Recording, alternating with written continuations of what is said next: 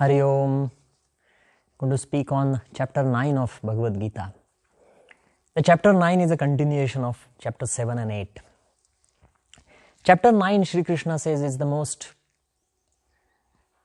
important secret knowledge that is capable of giving you moksha. Moksha is that ultimate state of freedom. The state of freedom from all of the bondages and sufferings and the cycle of birth and death. What is this knowledge? And there are two words that Sri Krishna has used in the beginning of this chapter 9, and that is the secret. And he's used the word jnana and vijnana.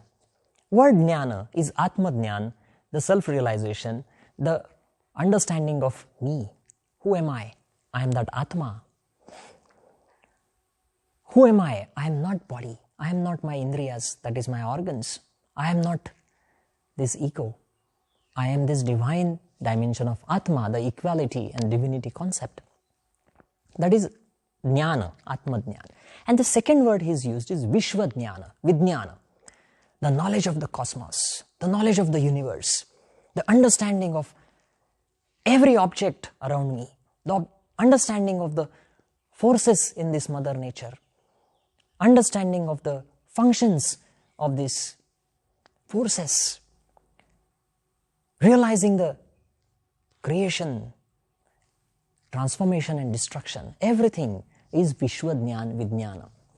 And Sri Krishna is saying that you must have both. Jnana plus Vijnana, the knowledge of the self plus knowledge of the mother nature. And when you combine these two, that's the path that will lead you to the ultimate freedom, moksha. That will tell you how your karma should be. That will tell you what is your path. That will tell you who you are. That will tell you your importance and your position in the cosmos. So every karma, every event, every action has to be understood with jnana and vijnana together. And that is the secret of moksha.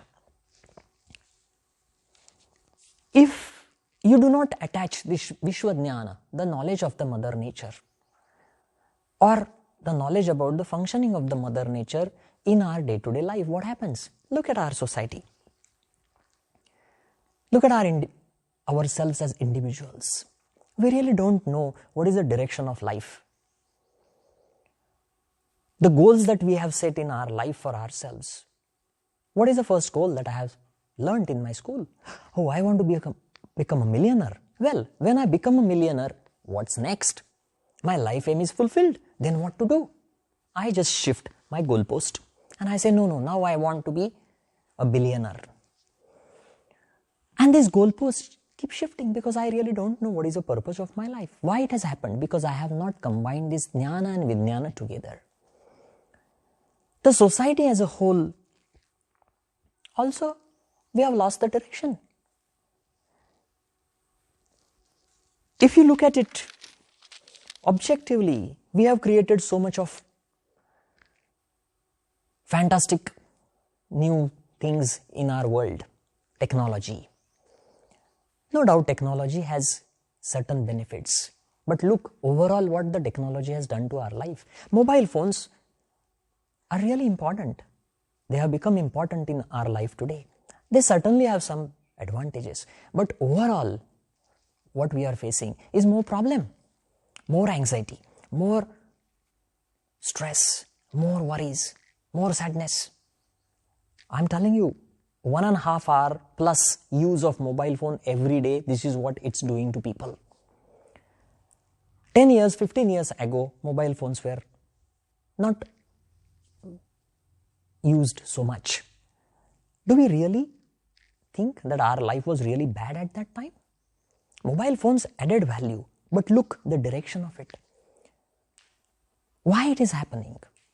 Our world is going crazy for industrialization. The more the industrialized nation we become, the more problems we have for our ourselves. If you look at the arms race, we know this is not good. Wars are not good. Weapons of mass destructions are not good. But look what every nation is doing. They're just building it. Everyone knows if there is a nuclear war between any two countries in the world, every country will face a lot of problems because of the emissions that will destroy the atmosphere. Everyone knows it. Still no one is stopping. Why there is this big gap? And it's because of jnana and vijnana not coming together.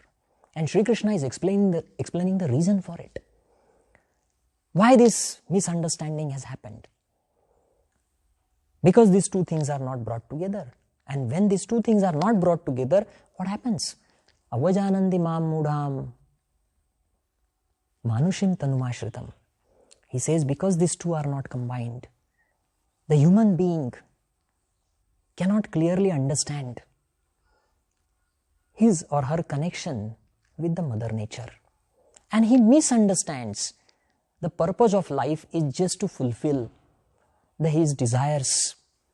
Maybe the desires for power, maybe the sensory desires, maybe these desires giving rise to attachments, and we misunderstand that becomes our purpose. Sometimes even the ideas of yoga are misunderstood, and people use these ideas of yoga for fulfilling their desires. Oh, I want to become very healthy, so I will look very young. If I look very young, then I will have all the joy and pleasure of youth. Or I want to do a lot of meditation, so in the corporate world, I'll be more successful, I'll have more money, I'll have more power. Look at the use of this. This confusion has happened because of this. So what is happening here is the jnana, the wisdom, the knowledge, is becoming useless because the direction is not there. Because the Atma Jnana and the Vishwa Jnana, the Mother Nature knowledge and the knowledge of the Atma is not combined. There is a desire to work, the desire that gives rise to our karmas. That desire also becomes useless because the direction is taking us into a wrong way. And the karma also becomes useless. So jnana, bala and kriya or karma, all of three become useless if the direction is this. But what this creation has led to? It has created the idea of heaven in the mind of the living beings. And this idea of heaven is based on the bhoga sankalpana. The bhoga is the desires, the ego, the power. All of these dimensions, they change the direction of our karmas. This direction of karmas ultimately ends up in suffering. This is the subject that Sri Krishna is highlighting here. Look at our society. Look at the direction of our society. Look at the education system that we have. In our education system, what are we taught? Success is money. Why success is money? Because with money, we can have all our desires fulfilled. All our power is based on this. And this is what we are learning. Naturally, every country in the world wants their economy to be the most powerful one. The focus of every country is on the GDP growth. Every country thinks that their citizens should be millionaires. And this is a very interesting dimension for all of us to think about.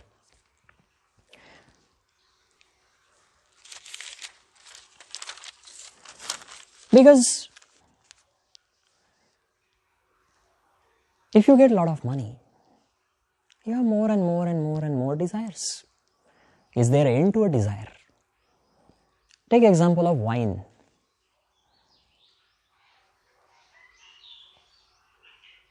There is no end to what wine you want to taste. The people who test wine first day, the desire second day is to test better wine. Third day, even better wine. After 10 years, it's even better wine. And what is that better wine? Just see the cost of these wines. The costliest wine was $500,000 US. One bottle of wine. So there is no limit to these desires that are created.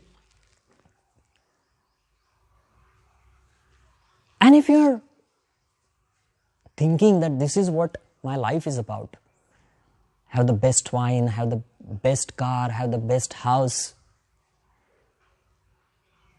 and that will make everyone happy. But is it a reality? Is it possible? Can we all have our desires fulfilled in this way? There was this funny movie called Bruce Almighty. And this guy in that movie is given a power by the God himself. And then now he has to do the job of God. So he has to answer the prayers. But look, the problem is the prayers are crazy. A prayer of a man is, I want to win the case. The God wants to answer that prayer. But there's another guy who comes, who is fighting against this person. And he says, okay, God, I also want to win the court case.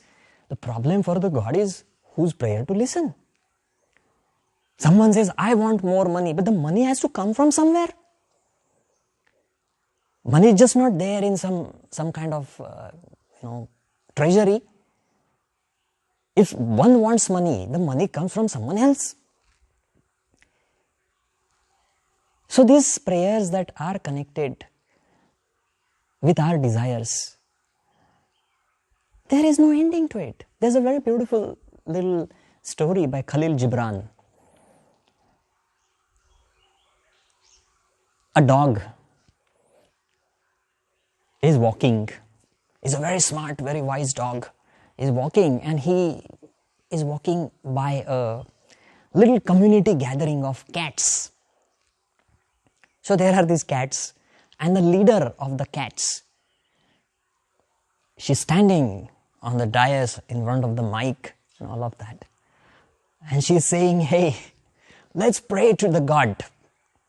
And if our prayers are answered, the God will shower the rain of mice. That's what the cats like. Say, oh, God will be so kind on us. He'll shower the mice. The dog is very smart. He comes back to his community and he says to his group, say, hey, this is what these cats are planning. They are planning to have a common prayer, and then the God will shower the mice, the rain of mice. The wise dogs, they say, no, that's not how it happens. If you pray to God, the God showers rain of bones. This is the idea of sensory pleasures that we all have in our head. Most of us want to walk on the path of spirituality. And what for? So that I can improve my productivity. Then I will be more successful in my corporate life. Then I will become more rich. Then I will have more of money. Then I will have more cars. More people will respect me. I will have power. This is how people are using spiritual dimensions. And this is exactly what Sri Krishna is saying to Arjuna. This is what's ending up in the suffering again. So understand the nature of this Paramatma. The story of Khalil Gibran I said, probably you thought, okay, it's not for me. No. A child. Ask the child, what is your dream? The child will probably tell you, I am walking in the forest, chocolates everywhere, candies everywhere, little toys everywhere. Wow, that's the idea of heaven for a child. When the child grows into adult, the dream changes. What is the idea of heaven for a grown-up man? A lot of money, a Ferrari, a house in Beverly Hills. The idea changed. Some sects, these even today, have this idea of heaven which contains all these weird things: money, women, gold. This is what is the idea.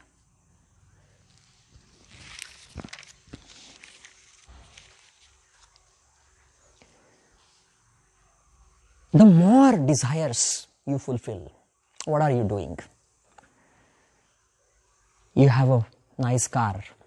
You have 2 cars. I have more desire. 10 cars. More desire. 15 cars. Look what is happening. I want a nice house, so I build big house. In that big house, I have so many electronic gadgets. I have so many machines. I have washing machine. I have this dryer. I have this fridge. I have this iron. I have this television. I have this laptops. I have this mobile phones. What are they doing? The more desires, objects of desire you have, what are these objects of desire? They are nothing but you are utilizing the energy of the Mother Nature. When I make a car, the car is burning fuel. I am increasing my carbon emission.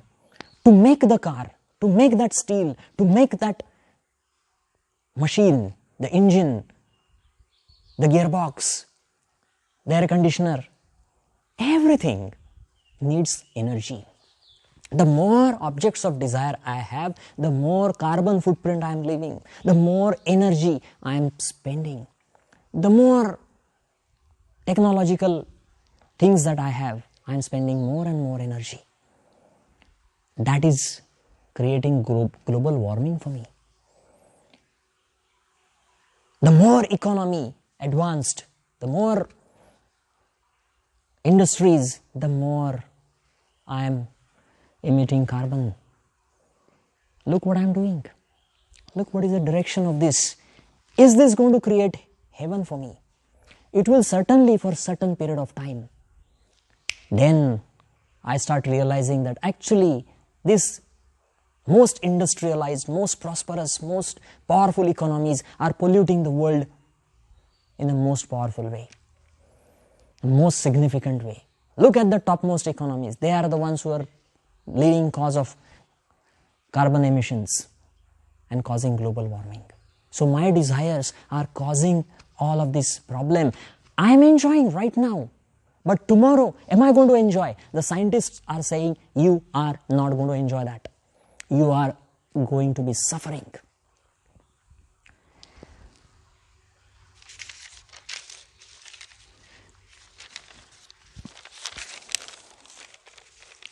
If you really think,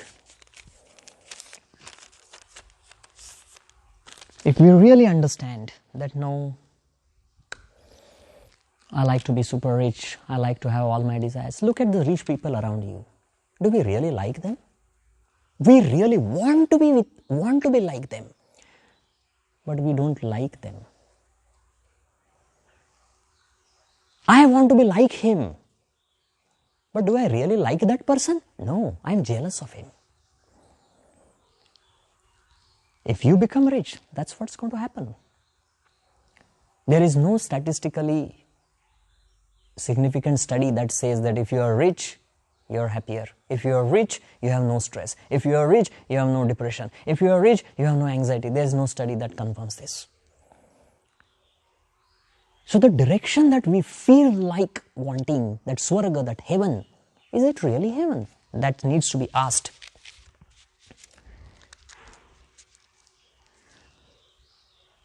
Shri Krishna is telling Arjuna that his goalpost should not be this direction. The Paramatma is not this.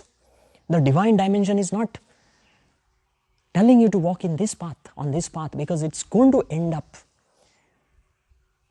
with this karma bandha, the attachments, and they are going to bring suffering. They are going to destroy everything, so it will cause suffering and you will just get stuck with this life cycle. A desire, fulfilling the desire, that fruit gives another desire, then fulfill that, then another desire, fulfill that, stuck. Move out of that. In our education system, the teachings of Bhagavad Gita should come. The idea of success should not be measured in terms of money and power. Why can't we have this idea? How successful I am, how many trees I planted, how much carbon emission I reduced, how I minimized my needs. I have crazy needs. My needs have no limit. One phone, one tab, one laptop, desktop in the house, desktop in the company. How much I need? One car for me, one sports car, one car for wife. How much do I really need? Really, all of these needs that I have created for myself, do I need it? The less I have, the better it is. That's what Buddha realized. Just gave up. I don't want this, I don't want this, because if I have this money, I am worried as to how to keep it safe. If I have money, then I have to invest it in a proper way so that it does not go down. So I put in nice mutual funds or all these financial institutions, respected banks and all of that. It's stressful. The less you have, the less stress you have. This is what should become our values. That's what Sri Krishna is saying. How much control I have over my desires. That should become a norm. That's why we respect Buddha. We don't respect Buddha because he was walking with orange clothes on. We respect him because he had a control over his desire. We respect Buddha because he had control over his anger. In my school, I was never taught how to control my desires. I was never taught how to control my anger. But this is the subject of Bhagavad Gita. This is what Sri Krishna is saying. Change the direction. What you think is heaven? No. This should be the direction of Paramatma. How many people are my good friends? I mentioned the study from Harvard Medical School. The people who live longest, the people who are happiest, are the people who have very good social relations. Am I trying that? Number of friends that I have, I just count on the number of friends on my Facebook page. Does that really make sense? 3,000 friends, but I am still alone and lonely and I am depressed. These friends are of no use. The personal connections, leaving your desires and ego behind, when you sacrifice these desires and ego for someone and give an unconditional love to that person, that's when you build friendship.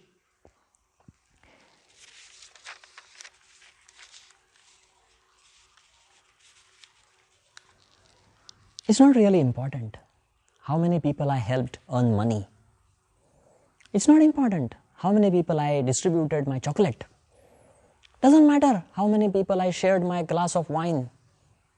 It's not going to help you. That doesn't really build relations.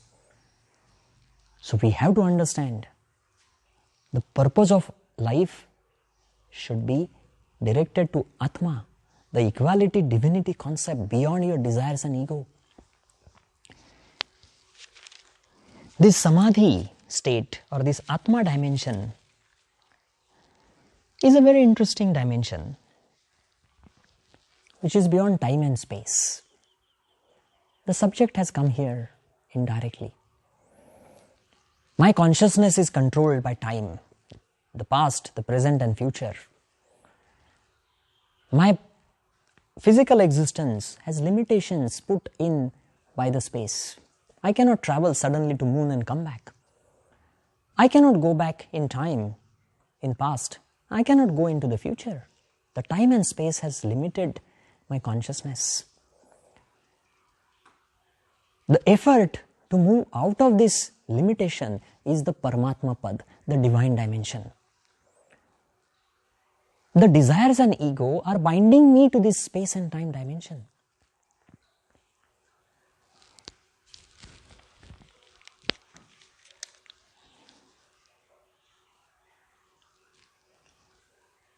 If you look into the yogic texts, what is the concept of samadhi? What is the idea of nirvana?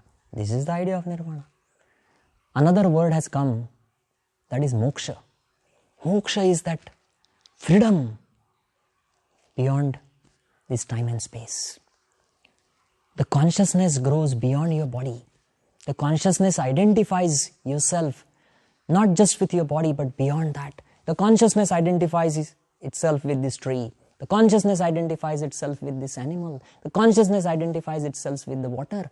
The consciousness identifies itself with everything around. This is the idea of samadhi. The freedom from these bondages of karmas which limit the consciousness within time and space. A person in this world who makes an attempt to know this dimension is called Parama Bhakta, Bhakta, the devotee. The word devotee has generally been misunderstood. Someone who has faith in God and then who prays to the God. But Bhakta here in Bhagavad Gita has a broader dimension. You don't want to be a Bhakta of the God and you're praying, okay, hey God, give me this rain of mice. That's not going to help you. But the Bhakta who understands the true nature of Paramatma, the true nature of this divinity and devotes himself to the purpose of this divinity, every action that he does in his life, all the tapa, the austerities he do, all the karmas that he do, all the things that he give away are in the direction of this Paramatma. That is selfless and egoless karma yoga. That bhakta, Shri Krishna says, is very dear to the divine. And the next subject, the last subject of this is all about this bhakta. The one who sincerely offers everything, even what the food that the person eats. He's not eating it for his tongue, he's eating it for Paramatma. What do you mean by eating it for the divine? Eating it to get the energy, to strengthen the body so that the same body can be used for this karma of Paramatma, not the karma of desires and ego. The one who does that sincerely, the one who always keeps in his mind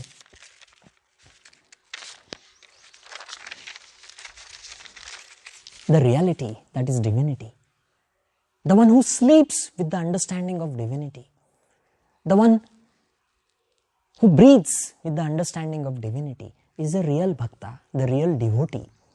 And Shri Krishna says, Ananyas chintayanto mam ye jana paripasate tesham nityabhiyuktanam yogakshemam vahamyaham. Such person who tries to walk on this path, who is selfless, who doesn't really think of his own desires and his own survival. Shri Krishna says the divine takes care of such people. And the society, if you look around with your open eyes, you will see such people around. In our own society, there are people who are living for others, who are trying to understand the importance of every object around, who are just not thinking about their own power and ego and desires. The only problem is these people are less in number. All of us have this urge in us that tells us this is the reality. But somehow we are not able to follow that. So Shri Krishna is saying to Arjuna that if you make an effort in this direction, this is exactly what is the highest path that is expected from you in this life. When you follow this path, that is bhakti, the path of devotion. So the starting of bhakti is from chapter 9. Actually it's from chapter 8 and 7. But chapter 9 is specifically Shri Krishna is guiding Arjuna in that direction. And he says that's the aim of your life. So I'm going to stop here with chapter 9. Hari Om.